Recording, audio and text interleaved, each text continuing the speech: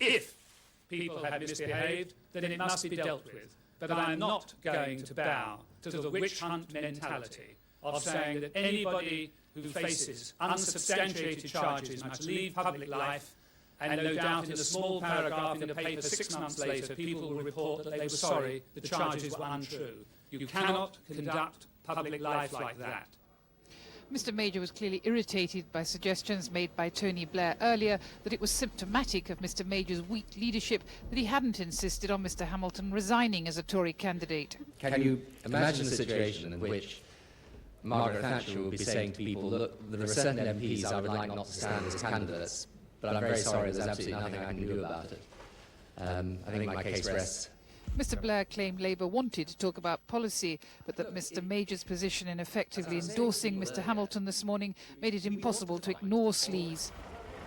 And as he tested out his version of Mr Major's soapbox, behind-the-scenes negotiations with the Liberal Democrats in Mr Hamilton's constituency produced what they claim was an unprecedented agreement to look for a single anti-sleaze candidate to stand in Tatton. With a bit of luck in your support, May the 1st, the Tories will be out too. It's quite extraordinary that after a weekend in which Mr Major's supporters have tried to get Mr Neil Hamilton to stand down as a candidate, Mr Major has now given him his full endorsement, despite all the admitted wrongdoings on the part of Mr Hamilton.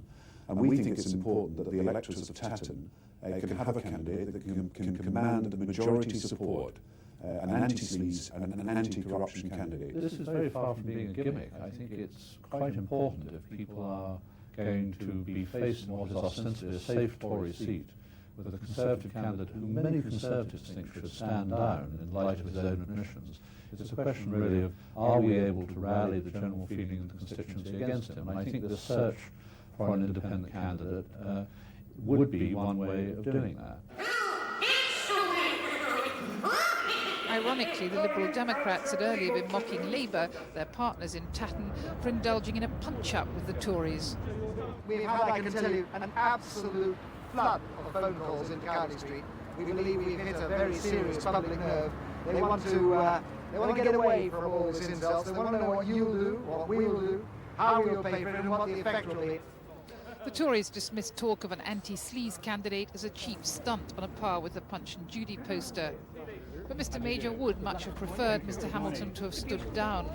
Central Office having failed to persuade him to do so, Mr Major is now in the position of having to stand by a candidate whose evidence in his own defence has revealed a side of the Tory party which many voters may find distasteful. Eleanor Goodman, Channel 4 News, Westminster.